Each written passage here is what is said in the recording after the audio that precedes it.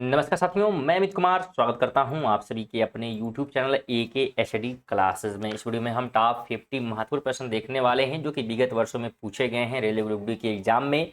और ये प्रश्न जो है बहुत ही महत्वपूर्ण होंगे रेलवे ग्रुप डी 2025 परीक्षा के लिए, क्योंकि प्रश्न जो है जो पिछले एग्जाम में आते हैं उससे क्या है बहुत सारे क्वेश्चन बन जाते हैं। तो बिल्कुल वीडियो को अंत तक जरूर देखें। ये हमारा प्रैक्टिस सेट जो है 16 है। इसके पहले 15 जो है प्रैक्टिस सेट अपलोड कर दिए गए हैं, जिसमें हम लोग 100 या 50 जो है एमसीक्यू कवर किए हुए हैं। तो बिल्कुल आप लोग उन्हें भी देखें और साथ में प्रैक्टिस जो आपका जो सिलेबस दिया हुआ है रेलवे ग्रुप डी का, उसके हिसाब से भी एमसीक्यू कराया गया है, तो उसे भी आप देख सकते हैं, जिससे आपकी जो है तैयारी बेहतरीन तरीके से हो पाएगी। बात करें अगर हम पहले प्रश्न की, तो पहला प्रश्न है कि भारत की निम्नलिखित में से किस पंचवर्षीय योजना के अंतर्गत में देश में 5 आईआईटी स्थापित किए गए थे। ये जो है स्थापित किए गए थे पहली जो है पंचवर्षीय योजना में, ऑप्शन नंबर सी बिल्कुल राइट हो जाएगा। बात कर लेते हैं हम इनके बारे में। ध्यान रखें, जो प्रथम पंचवर्षीय योजना था वो 1951 से 56 के बीच में चला था और हेरॉन डोमर मॉडल पर जो है ये आधारित था। इसमें जो है कृषि को उच्च प्राथमिकता दी गई थी ताकि खाद्यान्न उत्पादन में देश आत्मनिर्भर बन सके, तो इनको भी ध्यान रखें। सेकंड नंबर है हरित क्रांति निम्नलिखित में से किसके आयात पर भारत की निर्भरता को कम करने में सहायता थी। ये जो है अनाज की, बिल्कुल ऑप्शन क्या हो जाएगा, तो बी यहाँ पे राइट हो जाए क्या। बिल्कुल ध्यान रखिए यहाँ पे कि जो हरित क्रांति के फलस्वरूप बात करते हैं, गेहूं और चावल के जो है उत्पादन में तीव्र वृद्धि हुई और भारत खाद्यान्न उत्पादन के मामले में आत्मनिर्भर बन गया। छह नंबर है कि मूल्यह्रास के संबंध में निम्नलिखित कथनों को, तो यहाँ पे एक सही कथन क्या करना है, चुनना है। पहला कथन है कि अचल संपत्तियों के उनके जो है उपयोगी जीवन के दौरान घिसावट के कारण उनके मूल्य में होने वाली हानि को मूल्यह्रास कहा जाता है। या सेकेंड है कि मूल्यह्रास में अप्रत्याशी या अचानक विनाश को शामिल नहीं किया जाता। अगर हम राइट की बात करते हैं तो इसमें जो है राइट ऑप्शन दोनों हो जाएंगे, यानी कि एक और दो दोनों बिल्कुल राइट हो जाएंगे। ध्यान रखें, वस्तुओं के जो है समान प्रयोग के कारण जो है उनके मूल्यों में होने वाली गिरावट को मूल्यह्रास कहा जाता है। फोर नंबर है सरकार को सलाह देने के लिए नीति आयोग नामक एक डैश की स्थापना की गई। तो किसकी स्थापना की गई, तो नीति विचारक समूह की। ऑप्शन नंबर क्या हो जाएगा, तो बिल्कुल सी राइट हो जाएगा। ध्यान रखें 1 जनवरी 2015 की जो है 15 को नीति आयोग की स्थापना हुई थी और इससे जो है योजना आयोग को प्रतिस्थापित किया गया। बात करें हम नीति आयोग का अगर पूर्ण रूप की, तो नेशनल जो है institute for the transforming India इसका फुल फॉर्म है और भारत के प्रधानमंत्री नीति आयोग के पदेन अध्यक्ष होते हैं, तो ये भी ध्यान रखें। 5 नंबर है निम्नलिखित में से कौन जो है भारतीय रिजर्व बैंक का के कार्य हैं। तो ठीक यहाँ पे दिया है और थोड़ा सा क्वेश्चन स्लाइड करके हमें पूछ रहा है कौन से कार्य हैं या के कार्य हैं आपको बताने हैं, मतलब दोनों हैं या एक है सिर्फ। तो यहाँ पे दोनों हैं, यानी कि अगर हम देखें तो मुद्रा जारी करना भी और साथ में जो है आखिरी कर्ज दाता भी, यानी कि यहाँ पे सी ऑप्शन हो जाएंगे। एक और दो दोनों बिल्कुल राइट हो जाएंगे। बात करें इनके बारे में, तो देश का जो केंद्रीय बैंक होने के नाते जो है आरबीआई ने कुछ महत्वपूर्ण कार्य निम्नलिखित दिए गए हैं, जैसे कि बैंकों का जो है विनियमन करना, और ये जो है बैंकिंग विनिमय अधिनियम 1949 के तहत होता है। सरकार के जो है बैंकर के तौर पर कार्य करना होगा और बैंकों के जो है बैंकर के तौर पर कार्य करना, मौद्रिक नीति की समीक्षा करना और मुद्रा जारी करना, ये सभी काम है। नेक्स्ट नंबर की बात करें तो स्वतंत्रता के बाद भारत ने प्रथम प्रधानमंत्री जवाहरलाल नेहरू के डैश प्रभाव में 1951 में अपनी पहली पंचवर्षीय योजना लॉन्च की। तो ये जो है लॉन्च की गई थी समाजवादी, ठीक है कैसी थी, तो नेहरू की जो है समाजवादी प्रभाव से जो है लॉन्च की गई थी। बिल्कुल ऑप्शन यहाँ पे डी जो है राइट हो जाएगी। 7 नंबर है 2015 में भारत में योजना आयोग के स्थान पर किस संस्था की स्थापना की गई थी। तो इसके स्थान पर जो है नीति आयोग की स्थापना की गई थी, तो बिल्कुल आपको ध्यान रखना है। 8 नंबर है भारत में जो है हरित क्रांति मुख्य रूप से डैश के उत्पादन पर सुधार केंद्रित करती है। तो ये जो है मुख्य रूप से गेहूं और धान पे निर्भर थी। किस पे थी, गेहूं और धान पे। ऑप्शन ए राइट हो जाएगा। 9 नंबर है भारत में हरित क्रांति के बारे में निम्नलिखित कथनों पर सही कथन को पहचानना है। तो अगर वीडियो आपको देखना है तो कंप्लीट देखिए, क्योंकि आप लोग क्वेश्चन बड़ा देखेंगे और फिर आप वीडियो को स्किप कर देंगे, तो ऐसा करेंगे तो आपके बहुत ही महत्वपूर्ण क्वेश्चन छूट जाएंगे। तो बिल्कुल कोई भी क्वेश्चन को बड़ा देख के घबराना नहीं है, बिल्कुल इत्मीनान से क्या उसके बारे में पढ़ना और आंसर ढूंढना है। तो पहला कथन है कि भारत में जो है हरित क्रांति उस अवधि को संदर्भित करती है जब भारतीय कृषि आधुनिक तरीकों और प्रौद्योगिक जैसे कि HYV बीजों, ट्रैक्टरों, सिंचाई सुविधाओं, कीटनाशकों और उर्वरकों के प्रयोग के कारण एक औद्योगिक प्रणाली में परिवर्तित हो गई थी। बी नंबर कहता है इसे अमेरिका और भारत सरकार तथा फूड और रॉकफेलर फाउंडेशन द्वारा वित्त पोषित किया गया था। तो इसमें चूज करना है कौन सही है कौन गलत है। तो यहाँ पे दोनों बिल्कुल सही हैं, यानी कि अगर हम देखें तो सी ऑप्शन हो जाएगा। 8 नंबर है, अर्थव्यवस्था में भ्रष्टाचार, काला धन, आतंकवाद और नकली मुद्रा के प्रसार की समस्या से निपटान के लिए नोटबंदी भारत सरकार द्वारा में डैश चलाई गई एक नई पहल थी। तो कब चलाई गई थी? तो ये जो है सरकार द्वारा कब चलाई गई? तो सरकार द्वारा चलाई गई थी, ध्यान रखें, नवंबर 2016 में। ऑप्शन नंबर बिल्कुल ए राइट हो जाएगा। ध्यान रखें, नवंबर 2016 में जो है भारत सरकार ने 500 और 1000 के नोटों को जो है प्रचलन से बाहर किया था, तथा 500 और 1000 के नोटों के वैधानिक मुद्रा, अगर हम बात करें, स्टेटस को वापस ले लिया। अर्थात अब उन्हें जो है विनिमय के माध्यम के तौर पर स्वीकार करना अनिवार्य नहीं होगा और उनके स्थान पर 500 और 2000 के नोट जारी किए गए थे। तो ये भी ध्यान रखें। 11 है, जब कोई व्यक्ति बिना कोई दूसरी नौकरी ढूंढे एक नौकरी छोड़ देता है तो वह डैश से गुजर रहा होता है। तो वह जो है गुजरता है घर्षात्मक बेरोजगारी से, यानी कि ऑप्शन सी बिल्कुल राइट हो जाएगा। 12 नंबर है कि पंचवर्षीय योजना डैश आयोग नामक निकाय द्वारा तैयार, कार्यान्वित और विनियमित की गई। ये जो है की गई थी किसके द्वारा? तो योजना आयोग के द्वारा। ऑप्शन नंबर क्या हो जाएगा? तो बिल्कुल बी ऑप्शन जो है यहाँ पे राइट हो जाएगा। ध्यान रखिए, 15 मार्च 1950 को जो है योजना आयोग का गठन किया गया, जिसके प्रथम अध्यक्ष जो है जवाहरलाल नेहरू तथा उपाध्यक्ष गुलजारी लाल नंदा थे। 1 जनवरी को क्या हुआ 2015 से? तो नीति आयोग की स्थापना के बाद जो है योजना आयोग को औपचारिक रूप से समाप्त कर दिया गया। 13 नंबर है, डैश ऋण ग्रहण को छोड़कर सरकार के कुल व्यय और कुल प्राप्तियों के बीच का अंतर है। इनके बीच का जो अंतर है उसे क्या है? राजकोषीय घाटा कहा जाता है। ऑप्शन ए राइट हो जाएगा। 14 नंबर है, गरीबी रेखा के आकलन के लिए रंगराजन समिति ने किस वर्ष अपनी रिपोर्ट प्रस्तुत की? ये जो है रिपोर्ट प्रस्तुत की गई थी 2014 में। बी ऑप्शन हो जाएगा।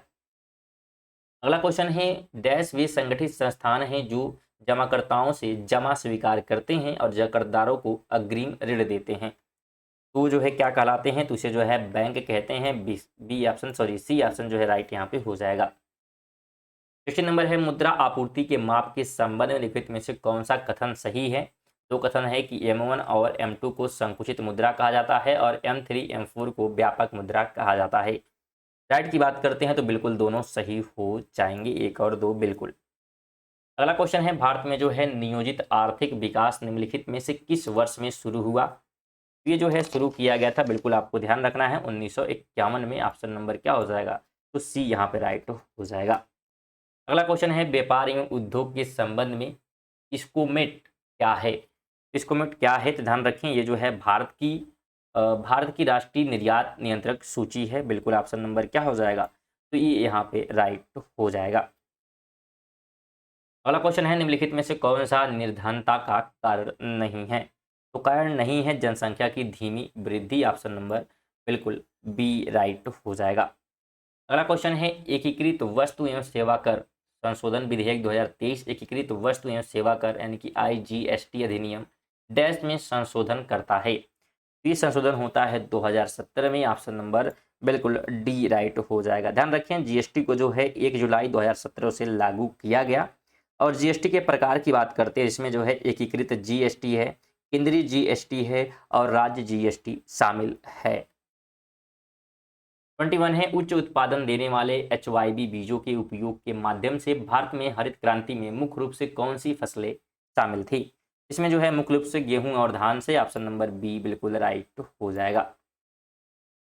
22 है कि औद्योगिक क्षेत्र द्वारा सकल घरेलू उत्पाद GDP में किए जाने वाले औद्योगिक योगदान का अनुपात 1950 से 51 में 11.8% से बढ़कर 1990 में 90 से 91 के बीच कितना हो गया है? ये हमसे पूछ रहा है।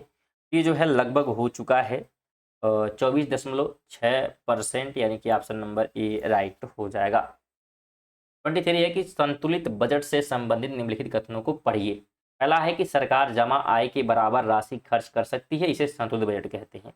और दूसरा है, अगर इससे ज़्यादा खर्च करने की जरूरत पड़ती है तो बजट को संतुलित रखने के लिए करों के माध्यम से राशि प्राप्त करनी पड़ेगी। तो अगर राइट की बात करें, यहाँ भी दोनों बिल्कुल राइट हो जाएंगे, यानी कि डी ऑप्शन, ए और बी दोनों बिल्कुल क्या हैं?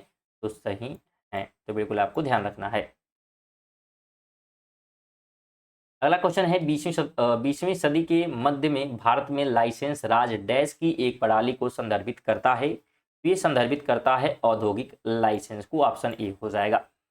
अगला क्वेश्चन है हरित क्रांति के संबंध में HYVS का पूर्ण रूप क्या है। इसके अगर हम पूर्ण रूप की बात करते हैं तो क्या हो जाएगा, तो ध्यान रखें हाई यील्डिंग्स वेराइटी सीड्स, तो ये क्या है, इसका फुल फॉर्म है, ध्यान रखिएगा। 26 है कि सरकारी बजट के संबंध में शब्द राजकोषीय घाटा क्या दर्शाता है। ये जो है दर्शाता है क्या, कि जो सरकारी राजस्व और सरकारी व्यय के बीच को अंतर को दर्शाने का काम करता है राजकोषीय घाटा जो है। 27 है कि चौथी पंचवर्षीय योजना के लिए विकास लक्ष्य डैश के संबंध में निर्धारित किए गए थे। ये जो है निर्धारित किए गए थे निवल घरेलू उत्पाद, ऑप्शन ए राइट हो जाएगा।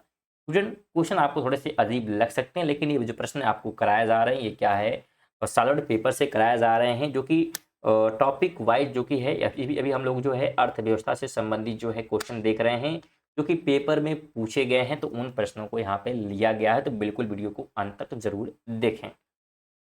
28 है कि भारत सरकार का कौन सा कार्यक्रम आजीविका सुरक्षा सुनिश्चित करने के लिए ग्रामीण क्षेत्रों में परिवारों को 100 दिनों का वेतन रोजगार प्रदान करता है। ये जो है प्रदान करता है कौन, तो ये प्रदान किया जाता है महात्मा गांधी राष्ट्रीय ग्रामीण रोजगार गारंटी योजना के तहत, बिल्कुल ऑप्शन सी राइट हो जाएगा। आगे बात करें तो किसी फर्म की पूंजी के स्टॉक में वृद्धि को डैश के रूप में जाना जाता है। ये जो है जाना जाता है निवेश के रूप में, ऑप्शन ए राइट हो जाएगा। ध्यान रखिए पूंजीगत जो वस्तुओं की स्टॉक में वृद्धि को निवेश कहा जाता है, और जिससे आगे के उत्पादन को बढ़ाया जाता है। अगला क्वेश्चन है कि अर्थशास्त्री भारतीय कृषि में व्याप्त बेरोजगारी को डैश बेरोजगारी कहते हैं। ये जो है कहते हैं कौन सी बेरोजगारी कहते हैं, तो ध्यान रखें इन्हें जो है कहा जाता है प्रछंद। ठीक है, ऑप्शन सी राइट हो जाएगा। 31 है डैश नीति के अनुसार उद्योगों को किसी विदेशी देश में बने वाहनों को आयात करने के बजाय उनका उत्पादन भारत में ही करने के लिए प्रोत्साहित किया जाता है, किया जाएगा। ये जो है किया जाएगा किसके द्वारा, तो आयात प्रतिस्थापन के द्वारा। ठीक है, यानी कि ऑप्शन डी राइट हो जाएगा। अगला क्वेश्चन है भारत को अपनी केंद्रीय बैंक किस वर्ष मिली। ये जो है बैंक मिली थी 1935 में, ऑप्शन बी राइट हो जाएगा। ध्यान रखिए भारत का जो केंद्रीय बैंक है RBI है, और हिल्टन यंग कमीशन, जिसे रॉयल कमीशन भी कहते हैं, की अनुशंसाओं के आधार पर आरबीआई अधिनियम 1934 के तहत जो है 1 अप्रैल 1935 में RBI की स्थापना कलकत्ता में की गई, और 1937 में जो है RBI का मुख्यालय स्थानांतरित करके मुंबई लाया गया, और 1 जनवरी 1949 को RBI का राष्ट्रीयकरण कर दिया गया। तो इनको ध्यान रखें।